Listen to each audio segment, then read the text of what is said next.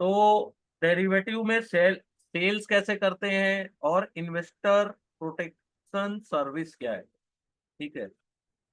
तो क्लाइंट का risk profile समझना, उस and risk disclosure document, client identification process, due diligence process for customer, KYC में क्या रिक्वायरमेंट होती है, सस्पिशियस ट्रांजैक्शन रिपोर्टिंग क्या होती है, इन्वेस्टर ग्रीवेंस रिट्रेसल मैकेनिज्म क्या होता है। ठीक है। तो जैसा अपने को पता है कि फाइनेंस जो सेक्टर है बहुत इंपॉर्टेंट रोल होता है इकोनॉमी में। तो एक अपनी भी रिस्पॉन्सिबिलिटी होती है। तो it has the responsibility of ensuring stable market और and supporting the real economy. Stable होना चाहिए, अनस्टेबल मार्केट रहेगा तो बहुत ज्यादा प्रॉब्लम्स होती है फाइनेंस। प्राइमरी फंक्शंस क्या होते हैं फाइनेंशियल इंस्टीट्यूशंस के, कि सस्टेनेबल फाइनेंशियल सर्विस प्रोवाइड करेंगे। ठीक है। गिविंग गुड्स एडवाइस और एक्सीलेंट कस्टमर सर्विस। ठीक है। For long term success of any financial institution.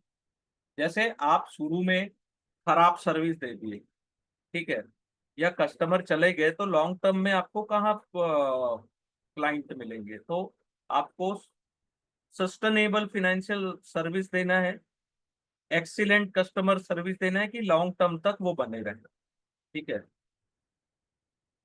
Financial institution का क्या रोल होता है वह कस्टमर ओरिएंटेड है। ठीक है।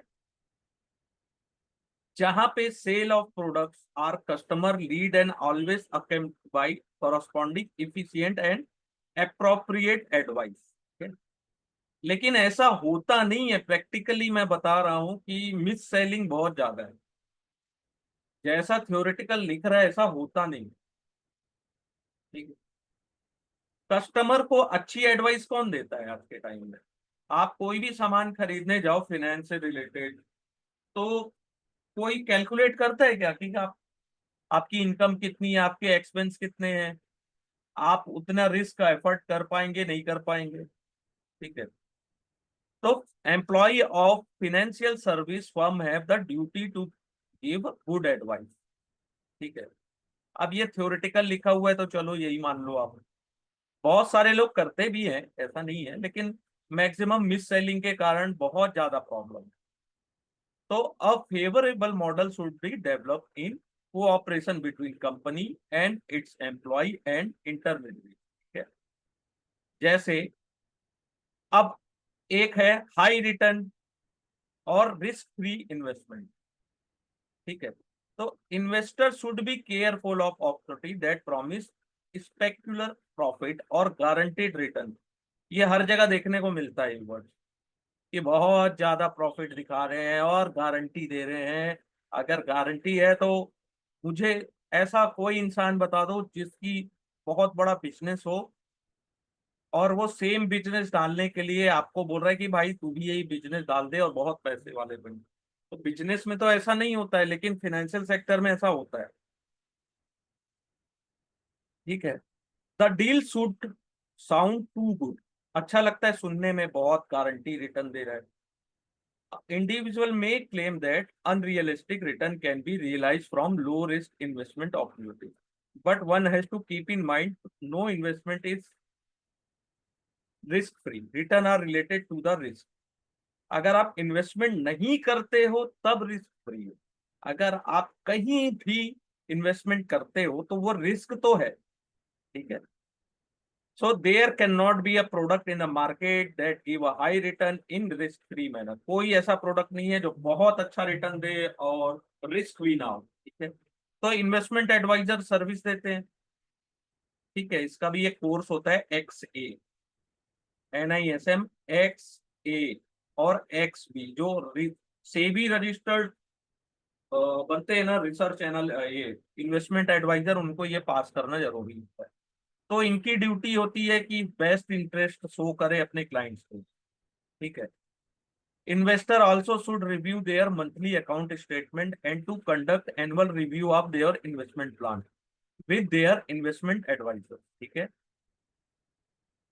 इन्वेस्टर को ये भी वॉच करना रहता है कि एब नॉर्मल चार्ज तो नहीं ले रहा है इन्वेस्टमेंट एडवाइजर, ठीक है। अनसुटेबल इन्वेस्टमेंट रिकमेंडेशंस नहीं देना चाहिए। पहले आप कस्टमर को देखिए, उसकी रिस्क प्रोफाइल देखिए, उसके पास पैसे हैं कि नहीं है। अगर किसी की सैलरी है मान लीजिए 50,000 रुपए महीने की, उनको आप साल भर का एक क्या बोलते हैं प्रोडक्ट चिपका दिया आपने 5 लाख रुपए प्रीमियम का, तो वो कहाँ से पेड करेंगे, ठीक है।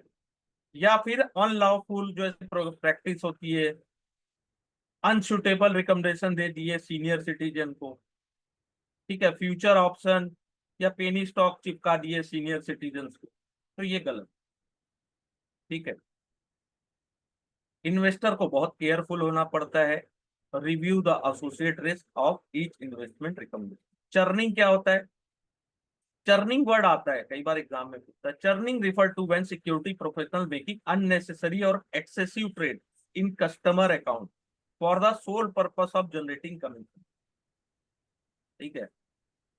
मेरे पास कस्टमर का अकाउंट है, मैं डेली उसको फोन लगा रहा हूँ, डेली बोल रहा हूँ ये खरीद लो, ये बेच दो, ये बेचो, खरीदो खरीदो बेचो, दिन भर में 50 ट्रेड करा रहा हूँ, तो मुझे 20 रुपए के अकॉर्डिंग भी अगर मैं बात करूं तो 1,000 रुपए कमीशन मेरी बन जा रही, तो ये चर्निंग होता है, ठीक है।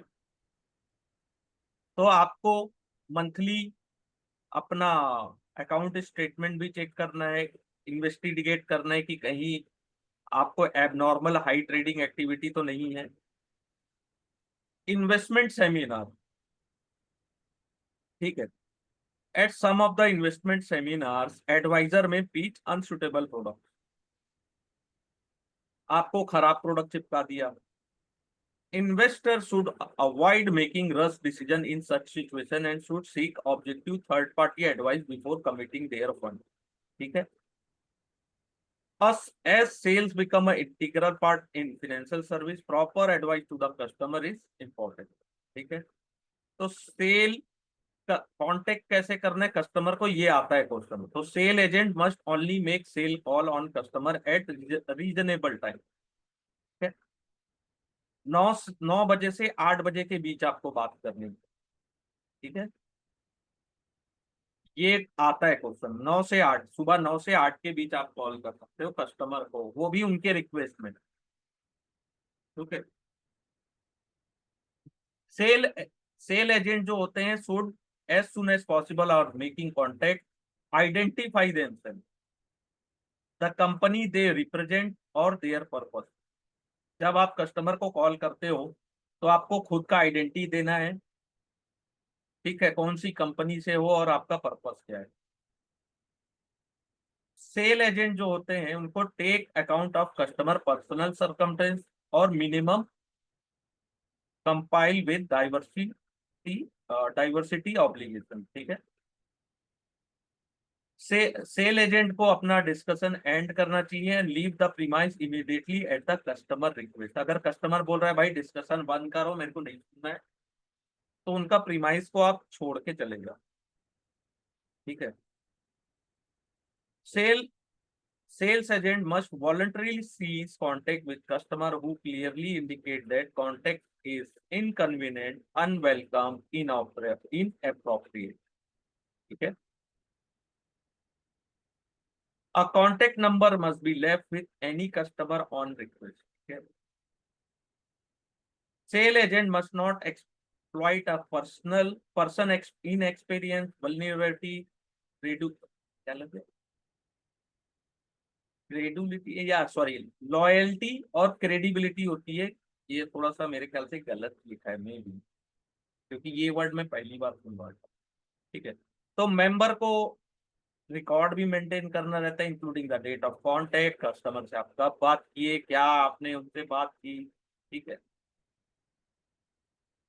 जो सेल एजेंट होते हैं, सेल्स के एजेंट, वो 40 प्रोफेशनल होते हैं, फॉल्स एजप्शन नहीं करते हैं, particularly over potential return over on their investment, high pressure और ड्यूरिंग टैक्टिक्स का यूज नहीं करते। ये आएगा, क्वेश्चन आएगा। चैप्टर 10 से आप बहुत इजीली नंबर ला सकते हैं, ठीक है, ज्यादा नहीं है, एक बार पढ़ना बस है, समझ में आ जाएगा कि भाई 9 से 8 के बीच में बात करना है कस्टमर के रिक्वेस्ट। रिस्क प्रोफाइल आपको समझना है क्लाइंट का, ठीक है। रिस्क क्या होता है? Risk refer not only the chance that a person may lose his capital but more importantly to chance that investor may not get the desire return on investment vehicles, ठीक है। People invest in various investment products that generally compromise fixed income in, return and market oriented. Okay. So in the case of farmer, a definite interest rate, there is a little risk of not being able to get a desirable result. Okay. In case of latter, investor has the expectation of certain amount of return. The term risk in this context refers to the probability of investor not getting the desired expected return. तो customer से दो type का बात है कि आपने इतना return का आपने उनसे वादा किया था, एक्सपेक्टेशन दी थी, लेकिन उतना जनरेट नहीं हो पाया, ठीक है। दूसरा रिस्क होता है क्रेडिट या डिफॉल्ट रिस्क, ठीक है। क्रेडिट रेट यानी कि आपको पैसे नहीं मिले, डिफॉल्ट यानी कि कंपनी बर्बाद हो गई, दोनों एक ही चीज है। तो फिनेंशियल एडवाइजर जो होता है ना, वो अंडरस्टैंड करते हैं प्रॉपर रिस्क को। अगर आप NISM XA कभी देंगे आने वाले समय में कभी भी, तो उसमें डेरिवेटिव का पूरा चैप्टर है, ठीक है। ये पूरी चीज दोबारा पढ़नी पड़ेगी आपको। तो सोचो मैंने आपका काम कितना आसान कर दिया, मैंने एक बार में आपको पढ़ा दिया है। जितनी भी चीजें एटलीस्ट रिवीजन के बाद आपको और अच्छे से क्लियर हो जाएंगी, तो ये आपको आने वाले समय में भी काम आने वाला है। अब रिस्क एवर्स इन्वेस्टर क्या होता है? Would prefer investment that are more secure, ये आता है ना ये वाली लाइन, मोर सिक्योर हो, have higher portfolio allocation to डेब्ट एंड फिक्स इनकम इन्वेस्टमेंट, ठीक है। जो इन्वेस्टर लेस रिस्क को एवर्स करते हैं वो greater have a greater exposure to equity and other risky investment, ठीक है।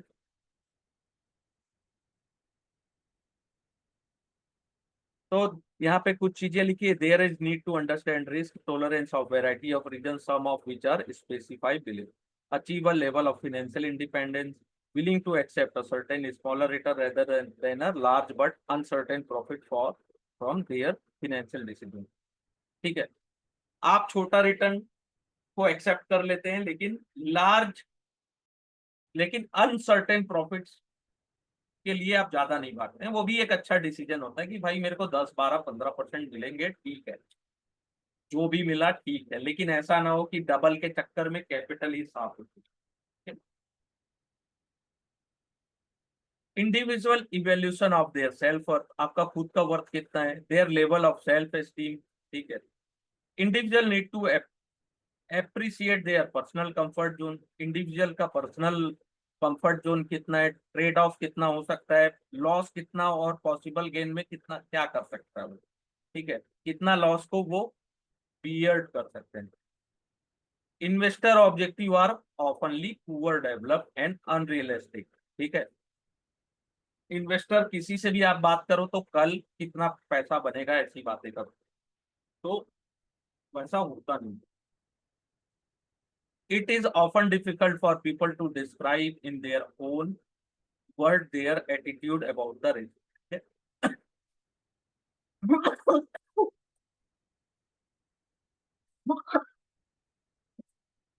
sorry, there is a good chance that new investor may not understand many of the financial and risk concept presented by advisor। बहुत बार ये होता है कि नए investor नहीं समझ पाते जो अपन नई चीज पढ़ाते हैं फिनेंशियल और रिस्क के बारे में, ठीक है। जो इन्वेस्टर को आप प्रेजेंट करते हो जरूरी थोड़ी नहीं कि वो सब चीजें जानता ही हो, ठीक है। सम कुछ पैरामीटर होते हैं रिस्क टॉलरेंस के, एज क्या है, पर्सनल इनकम कितनी है, फैमिली की कंबाइंड इनकम कितनी है, नंबर ऑफ डिपेंडेंट कितने हैं, ऑक्यूपेशन क्या है, मार्केट मैरिड हो नहीं हो, एजुकेशन क्या है, लाइबिलिटी कितनी है, ठीक है। तो ये सब चीज। फिर रिस्क डिस्क्लोजर डॉक्यूमेंट्स होता है, ये आपको हमेशा साइन कराया जाएगा जब भी आप डेरिवेटिव या कैपिटल मार्केट में एंट्री करते हैं। तो ब्रोकर क्लाइंट को प्रोवाइड करता है और फुल्ली साइन होता है उसमें, ठीक है, क्लाइंट का। ठीक है, तो आप जब भी अकाउंट खोलते हो तो इसमें आपका सिग्नेचर तो लगता ही लगता है। तो इसमें क्या क्या रिस्क की बातें की गई है? Market risk, this is the risk of market और stock price moving in unfavourable direction and causing loss to the. Liquidity, liquidity यानी कि आपने ऐसी पोजीशन ले ली है स्टॉक फ्यूचर या ऑप्शन में, ठीक है, ट्रेडिंग वॉल्यूम ही नहीं है उसमें। ठीक है, बहुत सारे लोग जो ऑप्शन ट्रेडिंग में बताते हैं ना कि ये देखो ये 5 रुपए का कॉल 500 पहुंच गया, उसमें वॉल्यूम नहीं होता है। ठीक है, client holding position in such contract may find it difficult to close the position. ठीक है, जिसमें ट्रेडिंग वॉल्यूम नहीं है। काउंटर पार्टी रिस्क यानी कि सामने वाला डिफॉल्ट कर गया, लेकिन जनरली एक्सचेंज ट्रेडेड में ऐसा नहीं होता है। ठीक है, लेकिन ओटीसी में ऐसा होता है। तो ये तीन टाइप के रिस्क है, market, liquidity and counter party. Risk to client trading in future, क्या फ्यूचर कॉन्ट्रैक्ट में मार्क टू मार्केट होता है, डेली बेसिस में सेटलमेंट होता है, आपको पता है। अनफेवरेबल मार्केट मूवमेंट आया तो आपको ज्यादा से ज्यादा मार्जिन डिपॉजिट करना पड़ेगा, या तो आप मार्केट से बाहर हो जाओगे। ठीक है, जितना आपका मार्जिन था वो अगर खत्म हुआ उसके बाद आप मार्केट से बाहर। ऑप्शन क्या होता है? ऑप्शन बायर को क्या रिस्क होता है?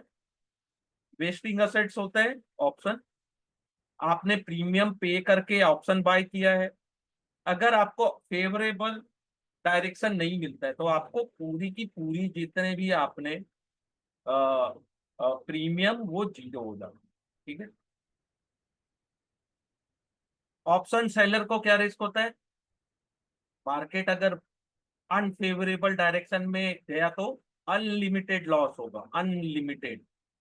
ठीक है, बहुत ज्यादा लॉस होता है। और हायर वोलेटिलिटी में और ज्यादा लॉस होता है डेरिवेटिव कॉन्ट्रैक्ट में। कब कहाँ से ऊपर गया अचानक नीचे आ गया, जैसे आपने लास्ट 2-3 दिन के अगर मार्केट को डिटेल में देखा होगा तो गया चांद तक फिर वापस आ गया। ठीक है, तो ब्रोकर क्लाइंट रिलेशनशिप और sale practice for derivative need regulatory focus, potential risk involve in trading with a derivative not understood widely. ठीक है, price of complex derivative contract, there is a real danger of unethical sale practice. ठीक है, सबसे ज्यादा unethical cell इसी में होता है। इसलिए रिस्क डिस्क्लोजर डॉक्यूमेंट को साइन कराया जाता है जब भी आप अकाउंट ओपन करेंगे। ठीक है, और आप अपने ब्रोकर और डीलर एक्सपेक्ट से ये एक्सपेक्टेशन रहती है कि अपने क्लाइंट को ऐसे ऐसी चीज सेल करेंगे जो उसके लिए सुटेबल हो, उनको अंडरस्टैंडिंग हो और उनकी फाइनेंशियल कैपेबिलिटी भी हो। कुछ देशों में ये सब एग्जाम पास करने के बाद ही आप डेरिवेटिव में ट्रेड कर पाते हैं। अब वो कब आता है गॉड्स, लेकिन अपने देश में भी आ जाए तो बढ़िया हो जाएगा। ठीक है, जो लोगों को एटलीस्ट ये पास करने के बाद बहुत सारी चीजें क्लियर तो हो जाएगी। ठीक है, डेरिवेटिव और ब्रोकर और dealer avoid recommending future and option to a client जब तक उसमें रीजनेबल बेसिस ना हो कि कस्टमर को उतना नॉलेज है कि नहीं है, फिनेंशियल एक्सपीरियंस है कि नहीं। ठीक है,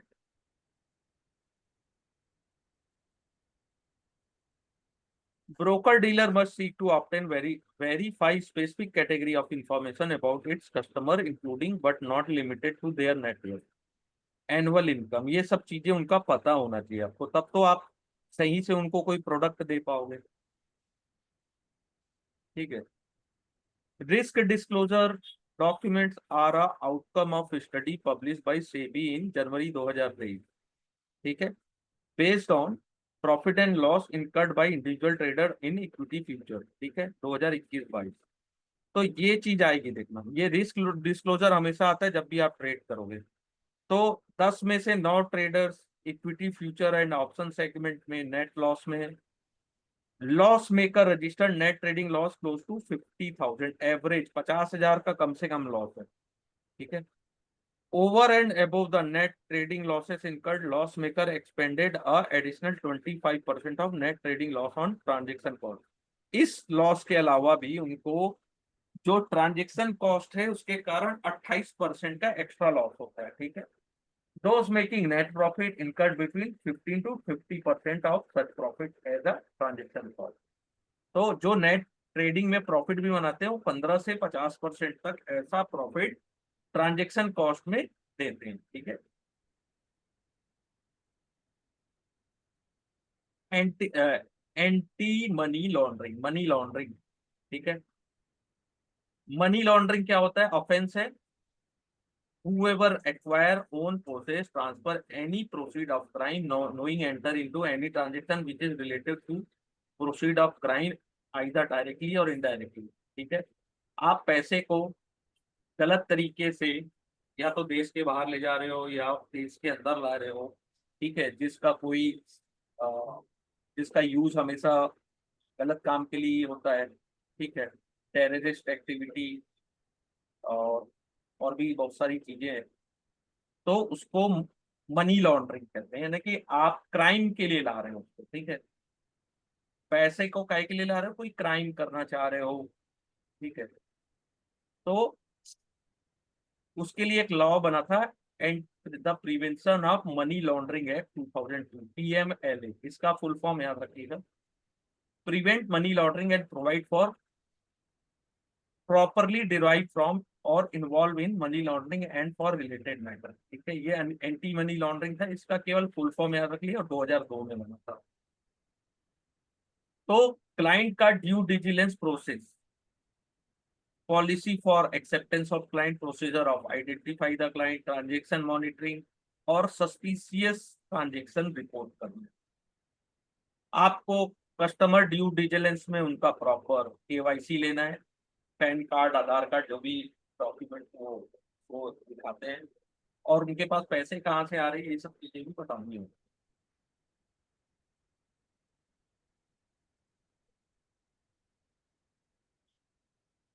बेनामी नाम से आपको कोई अकाउंट नहीं खोलना है, फिक्सिशियस नाम से, ठीक है।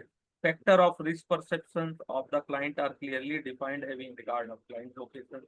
नेचर ऑफ बिजनेस एक्टिविटी आपको बतानी है, ट्रेडिंग टर्नओवर बताना है, manner of making payment for transaction undertake, ठीक है।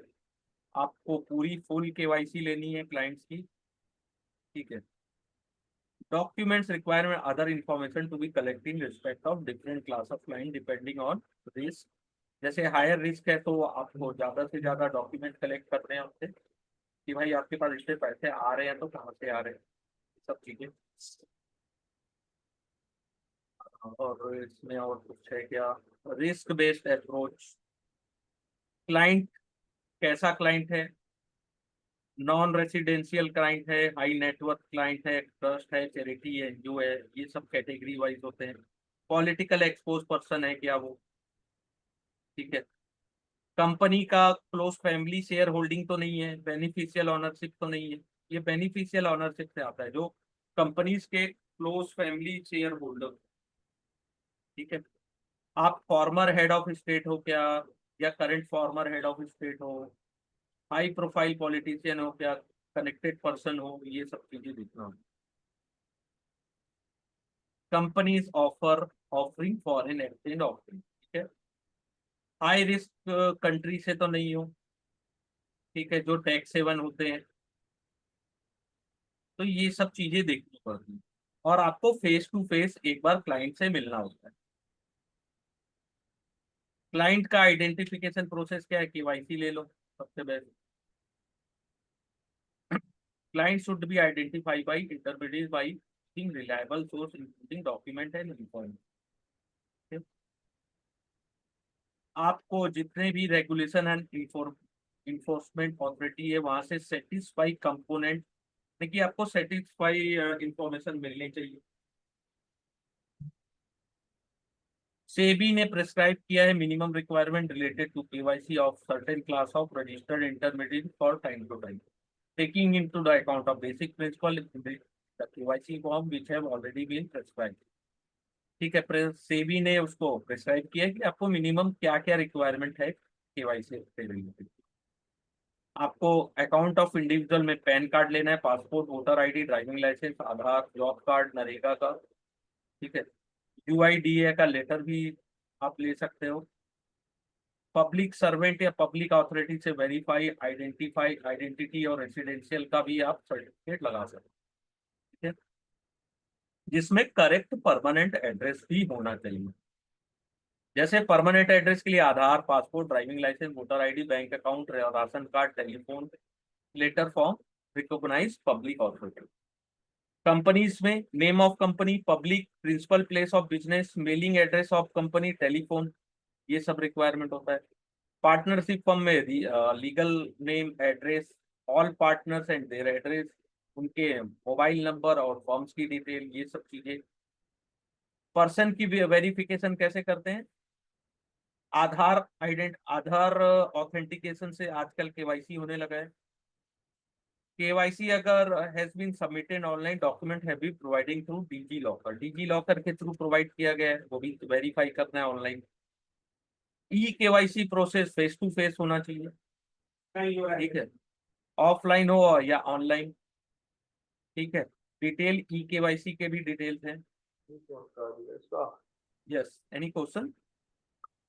यूनिक क्लाइंट कोड होता है आपको, ठीक है, एक यूनिक का क्लाइंट कोड भी प्रोवाइड किया जाता है। The UCC link to PAN of the client, और वो यूनिक क्लाइंट कोड होता है, वो पैन से आपके लिंक होता है, ठीक है। जैसे आधार जो है हमारा आज के डेट में पैन कार्ड से लिंक, ठीक है। यूनिक क्लाइंट कोड में आपका नाम, एड्रेस और अदर डिटेल होता है। सस्पिशियस ट्रांजेक्शन की रिपोर्टिंग कैसे करते हैं?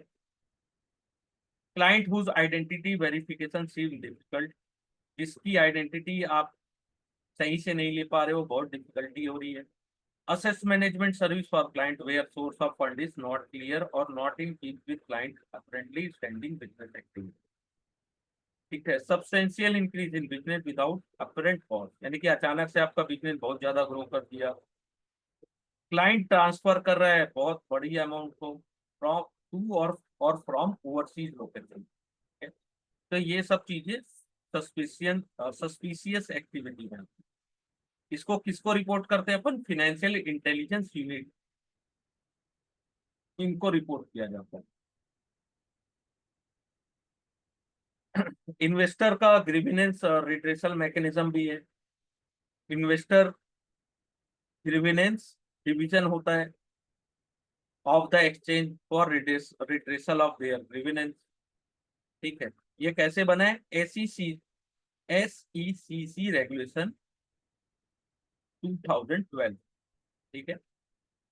जैसे ग्रीवेंस क्या है? Non receipt of document such as member client agreement, contract note, settlement of document और account, order trade logs, non refund of margin money, trade executed without adequate margin, delay of non receipt of fund, squaring up the position without consent and not squaring up the position lead to settlement of unfavourable FSP, trade done not at price limit directed over phone, जो आपने trade बताया वो price limit उसमें नहीं डाली गई, आपने phone में उनसे बात की। ट्रेडिंग एरर्स रिलेटेड जो चीजें हैं, order entry, missing favourable price, ये सब, ठीक है। ऑफलाइन ट्रांजेक्शन ऑनलाइन ट्रांजेक्शन से रिलेटेड कोई सर्विस इशू हो, confirmation of trade account, calculation of realise unrealise gain in summary statement, तो ये सब चीजें। तो पहले आपको कंप्लेन सेंड करना है concern member to the exchange with the with whom the respective member is registered and then to sue। पहले आपको एक्सचेंज में कंप्लेन करना है, जहाँ पे जो क्लाइंट जो आपका ब्रोकर है उसका एक मेंबरशिप हो, ठीक है। आप वहाँ पे हिंदी इंग्लिश का और कोई भी एनी रीजनल लैंग्वेज का भी यूज कर सकते हैं, और वो साइन होना चाहिए क्लाइंट के द्वारा, ठीक है। वहाँ पे कोई फीस नहीं लगनी है कंप्लेन की। Frivolous or vexatious complaint which are vague, anonymous, and pseudonymous, trivial in nature are not entertained। गलत कंप्लेन ये जो है कि आपने अपना नाम नहीं लिखा या आपने एड्रेस नहीं लिखा या आपने डिटेल नहीं दी, बस आपने कुछ भी झूठा कंप्लेन कर दिया, तो वो एक्सेप्टेबल नहीं होता है। ठीक है, आपको ड्यूली सभी चीजें डिटेल आपको प्रोवाइड करनी। और सेबी का, जो सेबी के पास अगर आप जाओगे तो स्कोर के थ्रू आप कंप्लेन लॉन्च कर सकते हैं। सेबी कंप्लेंट्स रिड्रेसल सिस्टम, इसको बोलते हैं स्कोर। वेब बेस्ड है, सेंट्रलाइज ग्रीवेंस रिड्रेसल सिस्टम बना है सेबी के द्वारा। ठीक है, आप अगर वहां पे कंप्लेन लॉन्च करोगे तो एक टोकन रिपोर्ट एटीआर जनरेट होती है। ठीक है, और 21 दिन के भीतर आपको रिजॉल्व होती है कंप्लेन। ठीक है, online dispute resolution portal represent a transformative step in resolving dispute with in the Indian securities market. ठीक है, initiated by SEBI, this innovation platform is designed of efficient address and resolve conflict between investor and market participant using modern digital solution। तो उसके लिए online dispute resolution portal का use किया। इसका नाम क्या है? Smart ODR portal. ठीक है, स्टेबलाइज किया गया है मार्केट इंफ्रास्ट्रक्चर इंस्टीट्यूशंस द्वारा, एमआईएस के द्वारा, कि आपको centralise accessible efficient mean of resolving dispute related to activity of listed company. ठीक है, stock broker, depository participant and other entity regulated by SEBI, इनका सब रिपोर्ट नहीं है। जो भी डिस्प्यूट है वो सॉल्व कर सकते हैं। सर्विस रिलेटेड कंप्लेन आप कर सकते हैं कि आपको अच्छी सर्विस नहीं मिल रही है। जैसे सेम है, नॉन रिसिप्ट और delay of account statement, execution of transaction, issue with account management, technological issue, poor customer service, ये सब चीजें। ठीक है, डिस्क्रिपेंसी इन ऑर्डर एग्जीक्यूशन, एलिक wrong trade settlement issue, fees आपसे ज्यादा ली गई है तो पेनाल्टी से रिलेटेड, misleading information about investment product. ठीक है, अगर वो कोई भी टर्म जिससे आप एग्री हैं उसको वो प्रोवाइड नहीं कर पा रहे, ट्रांसफर एरर, रजिस्ट्रेशन इशू, ये सब में, compliance violation, non compliance with regulatory standards, breach of contract, ethical violation, insider trading allegation and market manipulation, इसको भी आप कर सकते हो। आप पहले कंप्लेन लॉन्च करेंगे ओडीआर पोर्टल में, उसका कॉन्सिलेशन होगा, फिर आर्बिट्रेशन होगा। कॉन्सिलेशन यानी an attempt is made to resolve the dispute through conciliation, a less formal method where a conciliator help the party reach a mutual agreement। दोनों के बीच में एग्रीमेंट हो जाएगा कि चल भाई तुम्हारा ये डिस्प्यूट है, ठीक है, हम एक्सेप्ट करते हैं, आप अपनी कंप्लेन वापस। अगर यहाँ कॉन्सिलेशन से अगर बात नहीं बनती है तो आर्बिट्रेशन के पास जाता है। वहां पे आर्बिट्रेटर जो होता है वो रिव्यू करता है और एविडेंस और इशू जो भी होते हैं उससे वो बाइंडिंग डिसीजन देते हैं। ऐसा नहीं है कुछ भी डिसीजन देती, उनको भी सबूत चाहिए रहते हैं, सबूत और गवाह। की फीचर्स क्या होते हैं इसके? सेंट्रलाइज डिस्प्यूट हैंडलिंग होती है, डिजिटल फर्स्ट अप्रोच है, स्ट्रक्चर रिवॉल्यूशन फेस है। ठीक है, एक्सेसिबिलिटी इजी है और यूजर फ्रेंडली। ठीक है, और ओडीआर वर्क कैसे करता है? अगर आपका कोई भी कंप्लेन है वो स्कोर में सेटिस्फैक्ट्री नहीं आया, ठीक है, और क्लाइंट और इन्वेस्टर सेटिस्फाई नहीं है आउटकम से, ठीक है, the grievance can be taken up through the ODR. ठीक है, ODR institution receives the reference of complaint dispute shall be appoint a sole independent and neutral conciliator from its panel of conciliators। ठीक है, जहां पे वो 21 दिन के भीतर 21 कैलेंडर डेज के अंदर वो उस कंप्लेंट को रिजॉल्व करने की कोशिश करते हैं। अगर वो सक्सेसफुल रहा तो दोनों पार्टी के बीच एग्रीमेंट हो जाता है और 21 डेज के दिन में वो जो भी उनका डिस्प्यूट था वो कंप्लीट हो जाता है। अगर नहीं होता है तो आपको नेक्स्ट 21 डेज के भीतर आर्बिट्रेशन में कंप्लेन आपको परस्यू करनी पड़ेगी, आगे बढ़ानी पड़ेगी। फिर वहां से आर्बिट्रल जो अवार्ड होते हैं, payment made shall be made by the market participant within a 15 days calendar period। तो 15 दिन के भीतर जहां पे आपने पेमेंट की है उसके 15 दिन के भीतर आपको आर्बिट्रल अवार्ड मिलेगा, और performance with such period as specified by the arbitral award.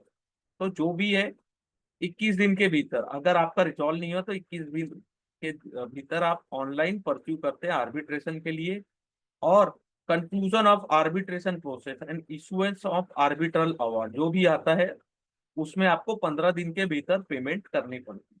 ठीक है। Do and don't for investors, यहाँ पे कुछ और लिखा है कि party against whom order has been passed with required to submit intention to challenge the award under section 34 of arbitration act within a 7 calendar। अगर आपको वो पार्टी है आपको पैसे नहीं देने तो वापस से उसको विद इन अ 7 डेज आप चैलेंज कर सकते हैं। ठीक है। If course of such challenge it if a stay is not granted within a 3 month from the date of receipt of award, complete adherence to the term of arbitral award must be done. MIA shall be monitor the due compliance by the market participant। तो ये इसके process हैं, ये जो भी इसमें जैसे days लिखा हुआ है या कौन क्या करता है, ओडीआर का फुल फॉर्म क्या है, स्मार्ट ओडीआर क्या है, स्कोर का फुल फॉर्म क्या है, ठीक है, कैसे काम करता है, ये सब चीजें थ्योरेटिकली देखना बहुत जरूरी है। डूज में क्या होता है, इन्वेस्टर क्या करना चाहिए क्या नहीं करना चाहिए। डूज में investor must always deal with market intermediary जो कि सेबी और स्टॉक एक्सचेंज से रजिस्टर्ड हो। ठीक है। Carry out due diligence before registering as a client with the intermediary, carefully read and understand the content stated by risk disclosure. तो आपको risk disclosure document पूरा पढ़ना है। ठीक है। Collect photocopies of all document executed for a registration as a client, पूरे आपको document की फोटोकॉपी रखनी चाहिए। इंश्योर द डॉक्यूमेंट और the form of registration as client are fully filled in. ठीक है, पूरा आपने फिल किया है। आपने give clear and ambiguous instruction to the client, the broker, agent and depository participant, ये सब रूल्स में आते हैं। कॉन्ट्रैक्ट नोट आपको हमेशा चाहिए ब्रोकर से। ठीक है, जो कि अपने को हमेशा मिलता भी है after market hours. Contract note आते हैं मेल में।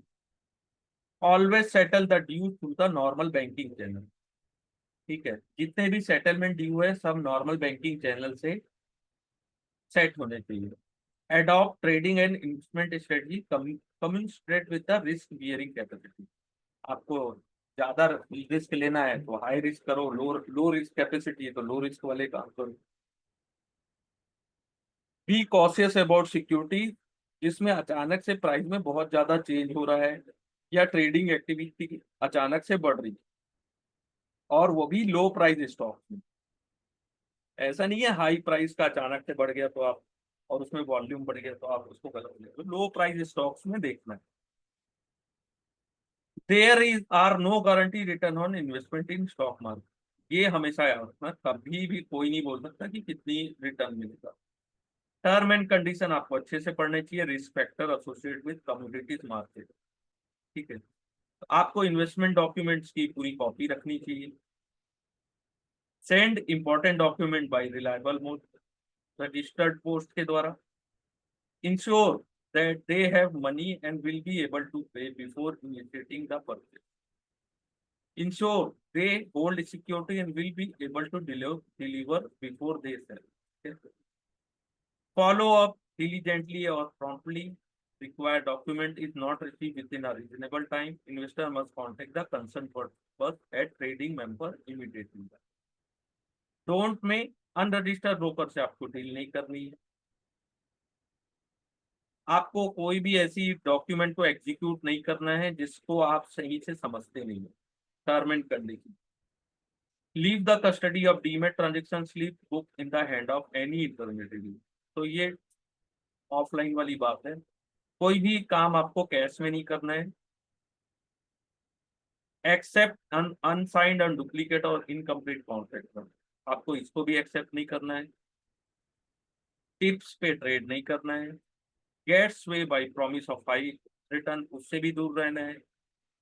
Fall prey to promise of guarantee return कुछ होता ही नहीं है मार्केट में।